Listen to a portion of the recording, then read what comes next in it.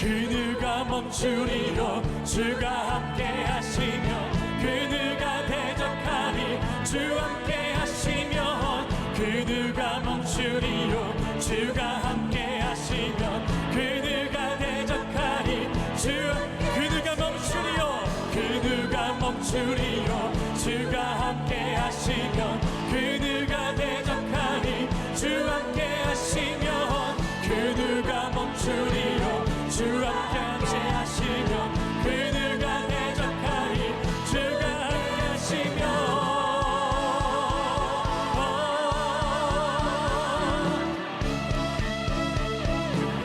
아우리시면 그누가 대적하니 주 함께 더 크게 그누가 멈추리요 주가 함께 하시면 그누가 대적하니 주 함께 하시면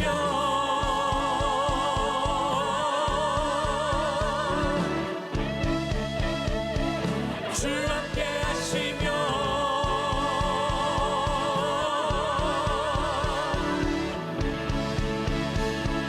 주 함께 하시면 우리와 늘 동행하시는 하나님께 감사하고 박수 올리겠습니다. 할렐루야.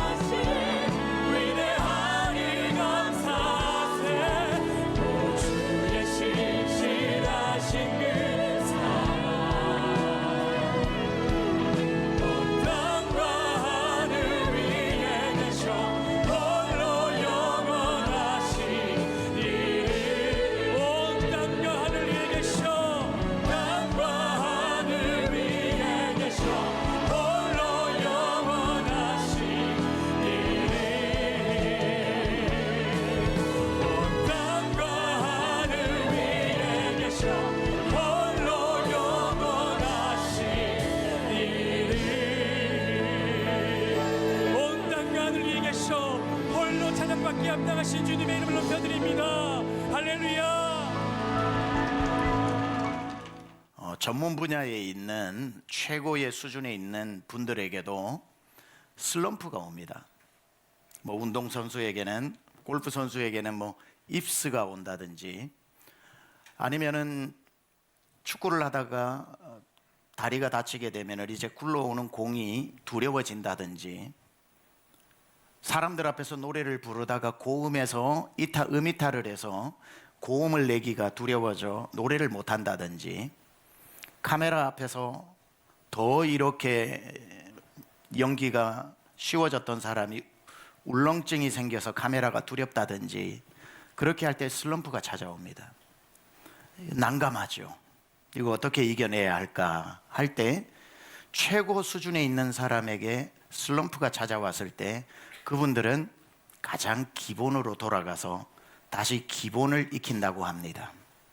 ABCD 알파벳의 기본인 것처럼, 가나다라 마바사 한글의 기본인 것처럼 운동과 노래와 연기의 기본을 다시 하다 보면 시간이 지나면 제자리를 찾게 된다는 거죠.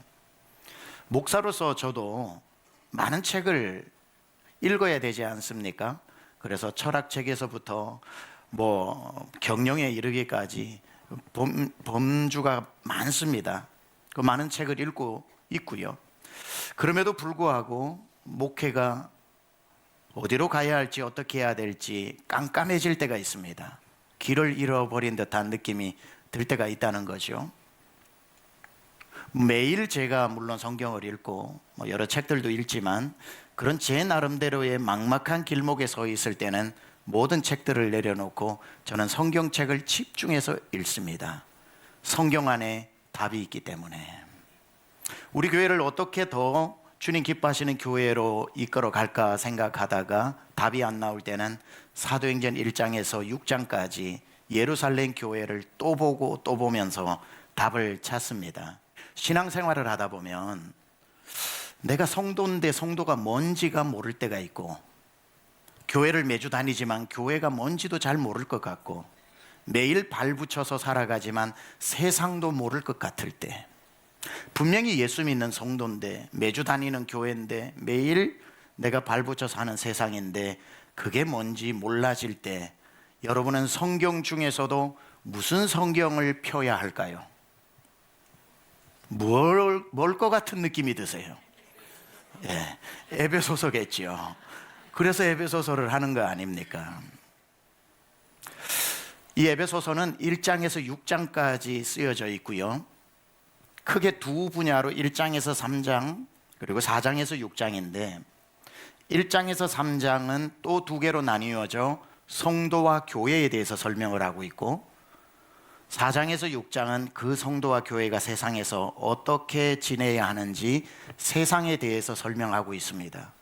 제가 연구월 기간 동안 매일 새벽에 한 달 동안 에베소서를 연구하면서 16번의 설교를 아웃라인을 잡으면서, 물론 50번도 100번도 잡을 수 있는 분량이지만 하반기에 맞추어서 16번을 묵상하면서 제 마음속에 어디 책에서 나온 게 아니라 제 마음속에 떠오른 단어 3가지가 바로 성도, 교회, 세상이었습니다.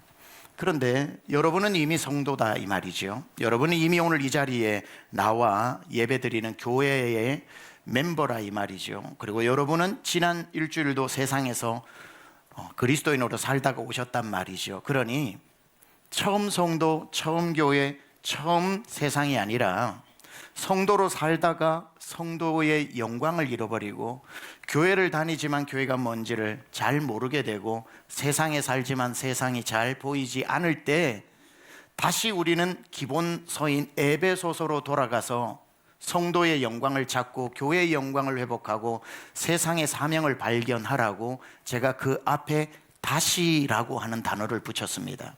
우리는 에베소서를 읽으면서 다시 성도로, 다시 교회로, 그리고 다시 세상으로, 에베소서를 통해서 여러분의 성도됨의 영광이 무엇인지, 그리고 교회의 그 충만한 하나님의 지혜가 담긴 교회가 무엇인지, 세상에서 우리는 어떻게 살아야 하는지, 다시 성도로, 다시 교회로, 다시 세상으로 회복되어지시기를 축복합니다.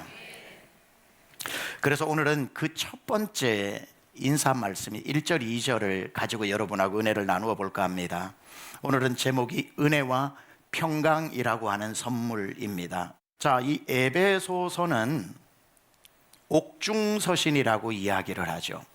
바울이 로마 감옥에 1차 투옥된 시기가 AD 60, 61년경에서 63년, 4년경이고요. 그때에 4권의 옥중서신을 쓰게 됩니다. 그리고 다시 잠시 풀려났다가 2차 투옥되었을 때에 디모데 전서 후서를 쓰고, 대략 AD 67년경에 디모데 후서 4장에 이제 그가 마지막 작별 인사를 하면서 주님 앞으로 순교로 죽게 되죠. 1차 투옥 때 썼던 4개의 옥중서신을 에베소서, 빌립보서, 골로새서, 빌레몬서. 자, 그 중에 첫 번째 책인 에베소서입니다. 감옥 안에 있는 바울이 자기가 2차 전도 여행 때 교회를 개척하고 3차 전도 여행 때 에베소의 두란노 서원이라는 곳에서 2년이나 머물며 심혈을 기울여 가르쳤던, 유난히 사랑했던 에베소 교회, 그에 부응하듯이 에베소 교회는 주변 80km 반경에 교회 6개를 개척하는 놀라운 교회의 위엄을 보여줍니다. 에베소 교회 포함 그가 개척했던 6개 교회, 총 7개 교회는 바로 요한계시록에 나오는 소아시아 7교회가 되죠. 이처럼 위대한 교회가 교회를 낳는 에베소 교회에게 편지를 보내는 그 첫 번째 문안 인사가 1절, 2절인데 함께 1절 먼저 읽으며 무슨 문안 인사로 그들에게 편지를 보내는지 보겠습니다. 1절 봉독합니다. 시작. 하나님의 뜻으로 말미암아 그리스도 예수의 사도된 바울은 에베소에 있는 성도들과 그리스도 예수 안에 있는 신실한 자들에게 편지하노니. 예, 제가 설교를 에베소서로 수십 번을 한다면 하나님의 뜻으로 말미암아도 설교할 것이고 그리스도 예수의 사도라고 하는 사도권에 대해서도 하겠지만 이번 에베소서 강의는 굵직굵직하게 하반기 스케줄에 맞춰서 나가기 때문에 한 가지만 1절에서 강조해 보려고 합니다. 먼저 편지는 보내는 사람인데 보내는 사람 감옥 안에 있는 바울이 편지를 보내는 발신자가 되고요. 그 편지를 받아 보는 수신자는 에베소 교회 성도들과 에베소 교회가 개척한 소아시아 지역에 있는 교회들에게 돌려가면서 읽는 그걸 회람서신이라고 하는데 에베소 교회에 있는 성도들에게 편지를 하는데 그 수신자를 단지 에베소 교회에 있는 성도라고 하지 않고 이렇게 표현하죠. 에베소에 있는 성도들과 그리스도 예수 안에 있는 신실한 자들에게 편지하노니, 얼핏 읽어보면 수신자가 두 종류인 것 같죠. 에베소에 있는 성도들에게도 보내고 또 어디 있는지는 모르지만 그리스도 안에 있는 신실한 자들에게도 보낸다라고 수신자가 두 종류인 것처럼 보이지만 그렇게 보일 뿐 원어를 보면은 이것은 두 종류의 사람이 아닌 한 사람에게 보내는 것이라는 것을 알게 됩니다. 토우스라고 하는 정관사, 영어에 더라고 하는 정관사가 나오고 그리고 난 뒤에 성도라고 하는 이름과 카이, 엔드라고 하는 단어입니다. 카이라는 단어와 신실한 자들이라고 하는 게 정관사 더 하나에 묶입니다. 그렇다면 정관사가 두 개면 두 종류지만 정관사 하나에 엔드로 묶인 건 한 사람을 말하는 거예요. 문법 얘기해서 죄송합니다만은 이 정도는 알아들으시리라고 생각을 하고, 따라서 오늘 이 수신자는 에베소 교회에 있는 성도들과 그리고 어딘가에 있는 신실한 자가 아니라 에베소에 있는 성도들을 일컬어 신실한 성도에게라고 말하는 거예요. 정관사 두 개가 아닌 하나가 바로 에베소 교회 성도들을 묘사하고 있는 겁니다. 성도인데 그냥 그저 그런 성도가 아닌 신실한 성도에게 보낸다 이 말이죠. 이 말 뜻이 뭐냐면 성도 따로 있고 신실한 사람 교회 안에 따로 있고가 아니라는 거예요. 모든 성도는 자체적으로 신실한 자다, 이걸 품고 있는 내용이죠. 그런데 우리는 이 성도라고 하는 게 자체적으로 거룩하고 신실함, 성도 거룩할 성자의 무리도, 우리가 이 거룩한 무리라고 하는 이 이름이 거룩함을 포함하고 있다는 것을 모르고 그저 교회 안에서 성도라고 하면 아무 직분을 아직 받지 못한 그러한 사람이라고 생각을 하는 겁니다. 그래서 집사님입니까? 그러면 그냥 성도예요 이럽니다. 사실은 집사, 장로, 권사는 직분이고 성도는 신분인 거예요. 훨씬 더 위대한 겁니다. 그런데 그냥 성도예요. 교회 다닌 지 몇 년 됐는데 아직도 성도예요, 이렇게 생각을 하죠. 우리는 성도는 직분을 받지 못한 아직 믿음의 초급에 있는 사람이라고 생각해서 본인 스스로를 성도라고 하는 것에 대한 자부심을 못 가지고 있다면 오늘 생각 바꿔야 합니다. 예수를 믿는 날부터 천국 갈 때까지 우리의 가장 거룩한 이름은 성도라는 거죠. 거룩하게 살아야 하는 거지 성도가 믿음 없는 초신자를 의미하는 것이 아니라는 것을 알아야 됩니다. 성도 되는 것은 쉽지만 성도로 사는 것은 어렵지요. 결혼해서 아이를 낳아 아빠 되는 것은 쉬워도 아빠답게 살아가는 건 매우 어렵고, 아이를 낳아 엄마라고 불리는 건 쉬워도 엄마답게 사는 건 어려운 것처럼 예수 믿는 그날 우리 모두를 성도라고 불러주지만 죽을 때까지 성도답게 사는 것은 매우 어려운 일이죠. 그러다 보니까 우리 마음속에 이런 유혹이 들어옵니다. 정관사 두 개를 주머니에 놓고 살아가고 싶은 마음. 그래서 때로는 그저 교회 다니는 성도쯤으로 생각하는 정관사 카드와 신실한 정관사 카드 하나를 양쪽 주머니에 넣어놓고 필요할 때마다 사용하는 이중적 크리스찬이라고, 요즘 나온 책 제목 중에 반그리스도인이라고 조정민 목사님이 책을 썼더라고요. 반그리스도인, half Christian, 명목상 크리스찬, nominal 크리스찬이라는 말로도 쓰기도 합니다만 이런 거죠.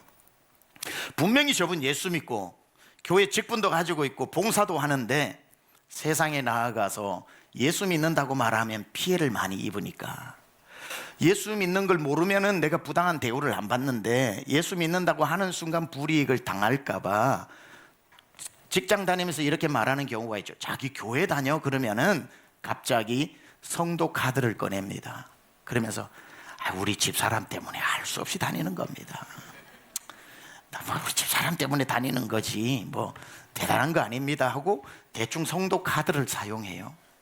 그리고는 주일날 이제 교회 오면 신실한 자 카드를 꺼내는 겁니다.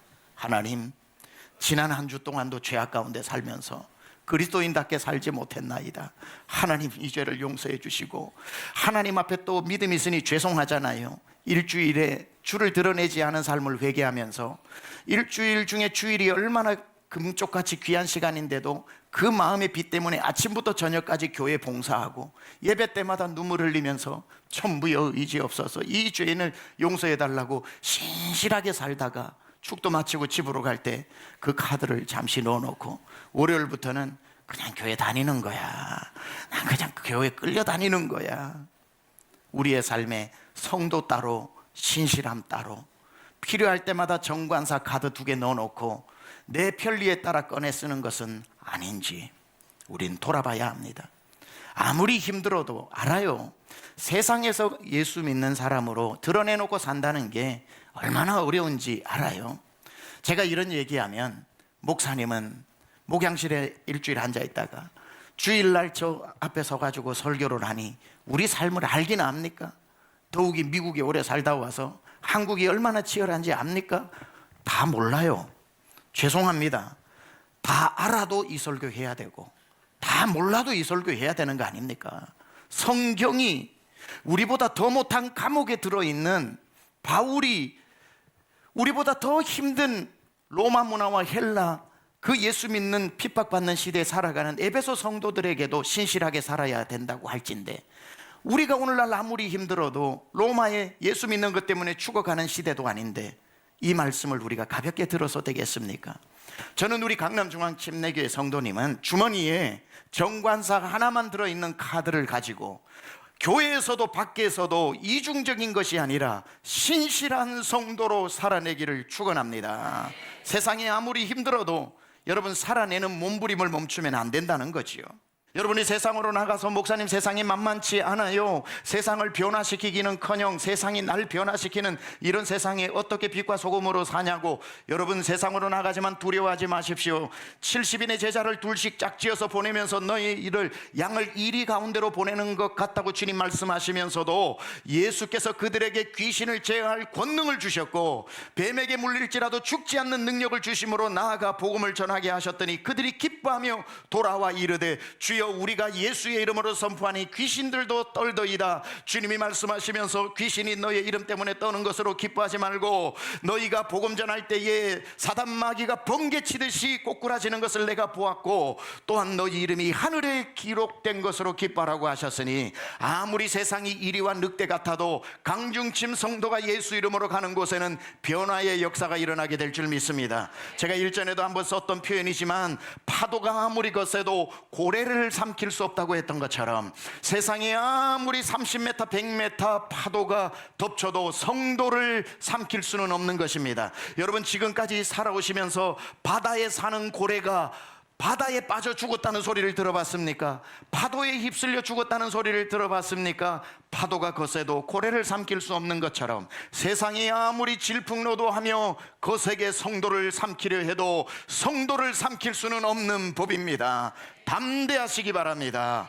강중짐 성도 가는 곳마다 서울이 변하여 하나님의 나라 될 줄 믿습니다. 이것이 바울이 에베소 교회 성도들에게 한 것처럼 에베소에 사는 여러분은 단지 성도가 아니라 주 안에 있는 신실한 성도가 되어 에베소를 변화시키라고 인사하고 있는 겁니다.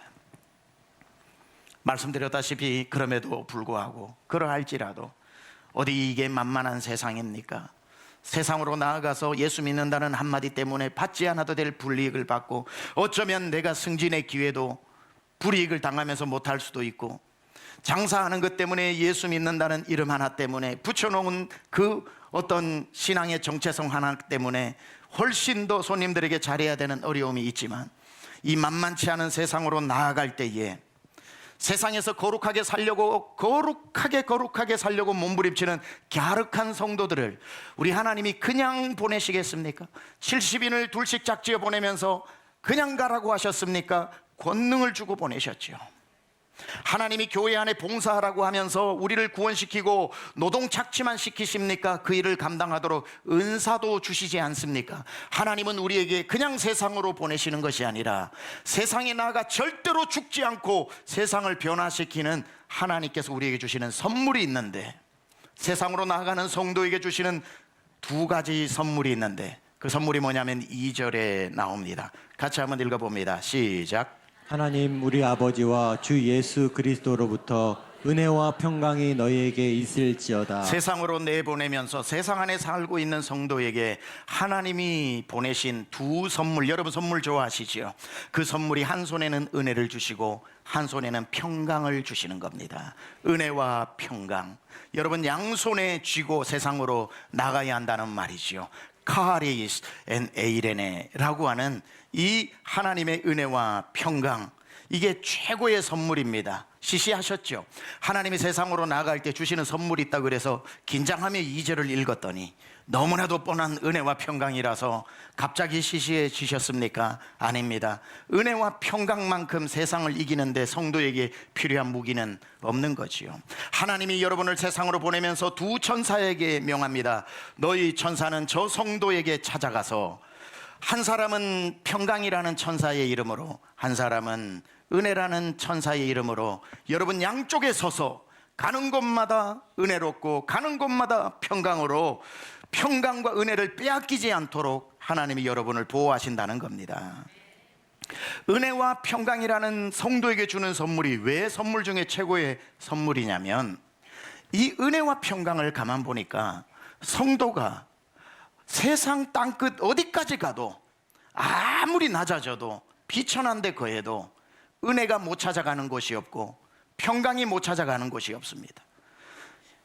성도가 성공하다가 실패를 했는데도 그 얼굴을 보면 평강이, 돈도 빼앗아 가버리고 옆에 있는 친구도 빼앗아 가버리고 명예도 빼앗아 가서 수치스럽게 만들어 놨는데도 불구하고 얼굴이 평강한 사람이 있어요. 그때 우리는 아는 거예요.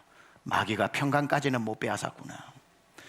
다 보면은 너무나도 잘 나가던 사람이 하루아침에 어려워졌는데 너무 놀래서 신방 가서 얘기해 보면 잘 나갈 때보다도 더 많이 그 입에서 그래도 은혜입니다, 그래도 하나님 이거 안 가져가셔서 은혜입니다, 이렇게 힘든데 하나님이 또 이런 사람을 만나게 하셔서 은혜입니다, 은혜 이야기를 더 많이 하는 경우를 보고 당황할 때가 있습니다. 그때 느끼는 거죠. 마귀가 다 가져가도 은혜는 못 가져갔구나.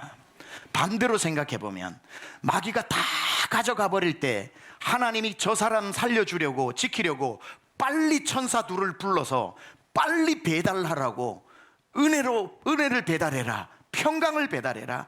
은혜 빼앗기면 다 빼앗기는 거고 평강 빼앗기면 다 빼앗기는 거니 너는 절대로 저 성도 있는 곳에 가서 어떤 환경에도 은혜를 잃어버리지 않게 하고 평강을 빼앗기지 않게 하라. 그래야면 내가 저를 살려주리라. 이 은혜와 평강이 그래서 놀라운 거죠. 은혜와 평강은 여러분의 경제 수준을 따지지 않아요. 여러분의 사회적 위치를 따지지 않아요. 아무리 여러분이 실패를 해보세요, 아무리 낮아져 보세요, 아무리 비루한 곳에 내팽개쳐져 보세요, 사람들은 안 찾아오지만 은혜는 찾아옵니다. 여러분 살리려고 하나님이 빨리 가라, 은혜의 천사야, 평강의 천사야, 저의 마음을 평강으로 잡아주고 저의 마음을 은혜로 붙잡아 주어라. 제가 좋아하는 기독교 작가 중에 필립 얀 씨가 은혜에 대해서 이렇게 말을 했습니다. 하나님의 은혜는 우리가 아무리 깊이 가라앉아도 거기까지 찾아온다. 동시에 은혜는 우리를 그 자리에 두지 않고 새로운 고지로 이끈다. 가장 힘들 때는 아무도 안 찾아오지만 가장 낮은 곳에 은혜는 찾아옵니다. 평강은 찾아와요. 정말 힘든 성도 찾아가 보면 제가 은혜 받고 올 때가 있어요. 저 정도 되면 주님 원망해야 될 텐데 얼굴이 평안해요. 목사님 오히려 정말 붙들고 있을 때는 하루하루가 지옥이었는데 이 사업 진짜 힘들어지면 끝난다고 하나님 앞에 바락바락 소리 지르면서 하나님 원망도 많이 하고 날 안 돌아보느냐고 그랬는데 그때는 하루하루가 불안해서 잠도 못 잤는데 다 다 없어지고 이 자리 와 보니까 오히려 내 마음에 평강이 찾아오더라고요. 오히려 내가 이제 제대로 정신을 차리게 되었고, 가져가되 다 가져가지 않고 하나님 내 믿음까지도 가져가 버리면 큰일 나는데, 하나님이 오히려 이때 나를 더 어루만져 주셔서 목사님 나 은혜 받고 있어요. 목사님 나 요즘 너무 은혜 받고 있어요. 가졌을 때는 안 들리던 말씀이 요즘에는 설교 한마디 한마디가 정말 생명줄 같아서 너무너무 은혜로워요. 그때 제가 놀라는 거죠. 아, 이분에게 은혜가 임해 있구나. 하나님이 평강의 마음을 거두어 가지 않았구나. 은혜와 평강이 있으면 하나님이 그래요. 제가 바닥에 떨어졌다. 은혜의 천사여 가서 오른팔을 잡아라. 평강의 천사여 가서 저의 왼팔을 잡아라. 그리고 거기까지 찾아가 거기 두지 말고 높은 곳으로 일으켜 주어라. 하나님이 은혜와 평강으로 성도를 회복시키는 줄 믿습니다. 그래서 우리는 흔히 보는 장면이 많아요. 가졌다고 안 두려워요. 가졌다고 안 불안해요. 결국은 내 마음속에 은혜를 빼앗기지 않고 평강을 빼앗기지 않는 그 마음이 가장 부유한 마음이 아닐까요? 이 에베소서를 쓰는 이때를 비롯하여 초기 기독교 1세기, 2세기에는 기독교 핍박이 너무나도 심했고, 예수 믿는다라는 한마디만 하면 이 헬레니즘과 로만 시대에, 그레코 로만 시대에 예수 믿는 사람들이라고 하는 걸 발각되면은 즉결 심판으로 사자의 앞에, 굶주린 사자 앞에 갖다 놓고 그 콜로세움에서, 경기장에서 사람들의 환호를 받으면서 온몸이 찢겨 죽어가는 이야기 잘 아시지 않습니까? 그 찢겨 나가는 사자 앞에서 예수 믿는다는 것 때문에 죽어가는 그들 속에 평강이 있을 리가 있습니까? 은혜가 남아 있을 리가 있어요? 하나님 원망하는 것밖에 더 있겠습니까? 그런데 제가 예전에 읽었던 책 중에 몇 날 며칠을 읽고 이게 정말 제 마음에 감동을 줄 뿐 아니라 많은 것을 생각하게 했던 책이 있습니다. 나는 그리스도인입니다 라고 하는 책이 있는데, 그 책이 뭐냐면은 순교자들의 기록을 해놓은 책입니다. 근데 이 기록, 이 책에 대한 기록을 누가 했냐면, 그 2세기 중심으로 200년간 로마의 법정에 끌려와서 예수 믿는다 안 믿는다 한마디로 예수 믿는 사람을 콜로세움으로 데리고 가는 그 재판에서 그 재판 기록을 다 쓰던 서기관이 기록을 한 겁니다. 하여 이 사람은 그리스도인이 아니에요. 객관적으로 사실을 그대로 법정 기록으로 남긴 사람인데, 이 사람 남긴 기록을 이 책으로 만든 거예요. 그러니 주관적으로 그리스도인의 입장에서 쓴 책이 아니라 객관적으로 쓴 책인데, 그가 보면서 뭐라고 남겼냐면, 그 순간 너는 그리스도인이냐 물어봤을 때 아닙니다 하면 살 수 있었을 텐데, 왼손에 아들의 손을 잡고 오른손에 딸을 손을 잡은 아버지가 나는 그리스도인입니다라고 하고 딸을 등에 업고 아들을 손에 잡고 그 사자 앞으로 가더라는 거예요. 그걸 그대로 적습니다. 그러면서 이 책에 뭐라고 얘기했냐면, 목숨을 포기하는 소리, 나는 그리스도인입니다 라고 이렇게 표현을 해요. 근데 이 사람이, 이 법관에서 판결을 하는 사람들이 그 죽음 앞에서 끌려가면서도 보였던 그 얼굴의 평안함, 그 마음에 보여지는 은혜, 이것 때문에 집으로 돌아와 잠을 자는데 그들의 얼굴이 떠올라 잠을 이루지 못했다는 거예요. 괴로워서. 나는 이렇게 평안한데도 두려운데 저들은 죽음의 길을 가면서 평안한 이유가 너무 궁금하면서 괴롭히더라는 거예요. 다 뺏어갔지만, 목숨까지도 뺏어갔지만 하나님이 그들에게 주신 은혜와 평강은 뺏어갈 수 없었다는 거죠. 히브리서 11장에도 나오는 것처럼 이런 사람은 세상이 감당치 못할 사람들이었던 거죠. 여러분, 세상으로 나아가서 그리스도인답게 사는 게요, 똑같이 취직을 했는데 초고속 승진을 함으로 그리스도인, 그 사람이 예수 믿고 싶다, 예수 믿고 싶다 하는 마음을 들게 하는 방법도 특별한 경우 있겠지만, 사람들은 그런 모습 보고 궁금해하지 않습니다. 그들도 더 열심히 살아버리겠죠. 우리가 세상에 나아가서 세상 사람들에게 궁금증을 주는 것은, 나 같으면 저런 입장이면 못 살 것 같은데, 나 같으면 저 정도 되면은 막 한번 싸워보고 시원하게 욕이라도 해볼 것 같은데, 왜 저 사람은 저렇게 지금 힘든 삶인데도 얼굴은 식이 날 정도로 평안할까? 도대체 저 마음속에 뭐가 있길래 저 사람은 저런 부당한 대우를 다 받으면서도 평강해 보일까? 뭐야 도대체 저 사람?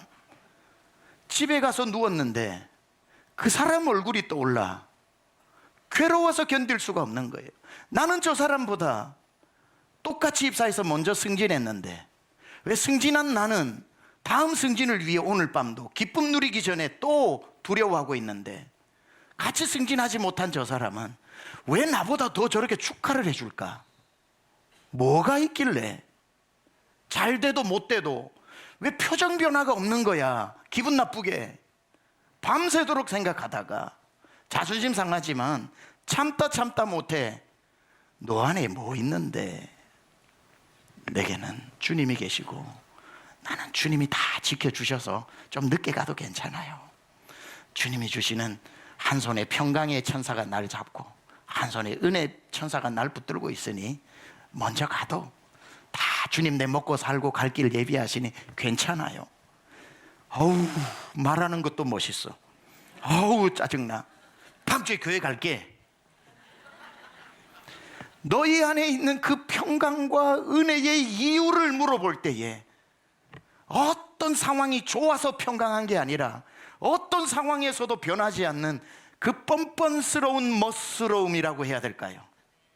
거기에서 사람들은 궁금하고 감동되는 거예요. 죽으러 가는데 보여줬던 마지막까지 잃지 않았던 천국을 소망하는 그 드리워진 평강이 사형 언도를 내린 사람을 밤새도록 괴롭게 만들어 그 법정의 망치를 던져버리고 급기야는 그들 속에 서 있게 만드는 그 은혜와 평강이 얼마나 위대한 것입니까? 그래서 하나님은 성도가 힘들어져도 금세 회복시켜 주기보다는 그 기간 안에 버텨내도록 은혜의 천사, 평강의 천사를 먼저 보내요. 그 시간을 또 깊어지게 만드는 것처럼 빌립보서 4장 6절에서 그래서 7절에 이렇게 말하는 겁니다. 아무것도 염려하지 말고, 어려운 일 당해도 염려하지 말고, 다만 모든 일에 기도와 간구로 너희 구할 것을 감사함으로 아뢰면서 기다려라. 그리하면 모든 지각에 뛰어난 모든 네 형편을 알고 계시는 하나님의 평강이 그리스도 예수 안에서 너희 마음과 생각을 지켜주리라. 그래서 세상 사람들은 집 사가지고 막 좋아할 때 여러분은 집을 못 사도 그 옆에서 노래를 불러버리면 진정한 승자가 되는 거예요. 높은 산이 거친 들이 초막이나 궁궐이나 로또 10번 맞아도 못 들어간다는데 저 사람은 청약기에 당첨돼서 들어간대. 나는 못 들어갔는데 나는 좋아하는데 옆에 있는 사람 노래 불러봐요. 높은 산이 거친 들이 비록 못 들어가도 내 주 예수 모신 곳이 그 어디나 하늘나라. 누가 불러요? 평강을 빼앗기지 않는 사람, 은혜를 빼앗기지 않는 사람. 어떤 상황에도 하나님은 그 사람을 찾아가서 반드시 하나님이 저 사람 저렇게 저 와중에도, 저 안 된 와중에도, 저 늦게 가는 와중에도, 실패한 와중에도 노래하는 거 봐라. 아, 참 마음에 든다. 은혜의 천사여 저에게 가라. 평강의 천사여 저에게 가라. 은혜의 천사는 오른손을 잡아주어라. 평강의 천사는 왼손을 잡아주어라. 그리고 날개로 그를 높이 들어주어라. 딜레리안시의 말이 그 말 아니겠습니까? 하나님의 은혜는 우리가 아무리 깊이 가라앉아도 거기까지 찾아온다. 동시에 은혜는 우리를 그 자리에 두지 않고 새로운 고지로 이끈다. 은혜와 평강으로 세상으로 나아가는 우리 강남중앙침례교회가 참 저는 너무 자랑스럽습니다. 말씀을 마무리할게요. 그렇다면 이 바울이 어떻게 은혜와 평강을 에베소 교회 성도들에게 인사말로 전할 수 있었을까? 은혜와 평강을 맛보지 않고는 전할 수 없는 것 아닙니까? 이 바울이 로마 감옥에서 죽음을 앞두고 있었다고 그랬죠. 그가 감옥 안에는 은혜가 없는 장소인 줄 알았고 평강은 도무지 들어올 수 없는 곳인 줄 알았는데 감옥 안에 들어와서 보니 그 안에도 하나님이 찾아와 주시더라는 거예요. 감옥 안에도 은혜는 찾아오시더라. 평강이 빼앗기지 않더라. 감옥 안에 있는 내가 은혜와 평강을 누릴진데, 에베소 교회 성도들 비록 로마의 핍박 안에 있지만 여러분은 나보다 더 나은 형편에 있으니 여러분 은혜를 빼앗기지 말고 평강을 빼앗기지 말라고. 감옥 안에서 은혜를 맛본 자가 세상 앞에 은혜와 평강을 전하는 것 아니겠습니까? 그렇다면 바울은 감옥 안에서 도대체 어떻게 은혜와 평강을 빼앗기지 않았는지, 이 말씀을 들으면 여러분이 오늘부터 나갈 때 은혜와 평강을 빼앗기지 않기에 이 말씀을 드립니다. 그가 1절에 이렇게 이야기를, 인사말에 아주 중요한 한마디를 하는데요, 우리는 이 로마 감옥에서 에베소서를 쓴 옥중서신이라고 말씀드리지만 바울은 고개를 흔드는 거예요. 나는 한 번도 감옥 안에 있었던 적이 없고 나는 주님 안에 있었다고. 그래서 세상은 옥중서신이라고 부르지만 나는 주중서신, 주 안에서 쓴 편지라고 이야기하고, 제가 어둠 속에 부르는 노래라는 빌립보서 강해에도 빌립보서도 옥중서신이지만 주 안에서라는 말을 13번 이상 써서 빌립보서도 주중서신이고, 에베소서도 그가 1절에 이렇게 시작합니다. 그리스도 예수 안에 있는 신실한 자들에게. 바로 이겁니다. 여러분이 세상으로 나아가서 실패 안에, 아니면 어려움 안에, 경제적 불황 안에, 가정의 어려움 안에 있어도 여러분은 그 안에 있는 사람이 아니라 그 안에 주님이 계시고 주님이 여러분을 품고 계시니 여러분은 언제나 주 안에 있는 줄 믿습니다. 주 안에 있는 나에게 딴 근심이 있으랴. 주님 밖에 나가면은 근심이 기다렸다가 찾아오지만 금방 내가 순간적으로 주님 밖으로 나갔구나, 주님 안으로 가야지. 주 안에 있는, 바울은 얘기합니다. 여러분 걱정하지 마십시오. 여러분 눈에 내가 감옥 안에 있는 것처럼 보이지만 아니요, 나는 감옥 안에 있었던 적이 단 하루도 없습니다. 나는 언제나 주님 안에 있었습니다. 하여 나는 감옥에서 쓴 옥중서신이 아니라 주님 안에서 쓴 주중서신으로 여러분 앞에 문안하고 있습니다. 사랑하는 여러분, 오늘 예배를 마치고 세상으로 나갈 것입니다. 나가면 똑같은 환경이 여러분을 놀라게 할 것입니다. 기억하십시오. 여러분은 그 안에 있는 것이 아니라 그 안에서 주님이 여러분을 꼭 붙잡고 있는 주 안에 있는 분들이라는 사실. 그래서 사랑하는 강남중앙권속에게 이렇게 끝인사를 제가 설교의 끝인사로 드립니다. 주 안에 있는 강남중앙침례교회 성도 여러분에게 하나님의 은혜와 평강이 늘 함께 하시기를 축원합니다.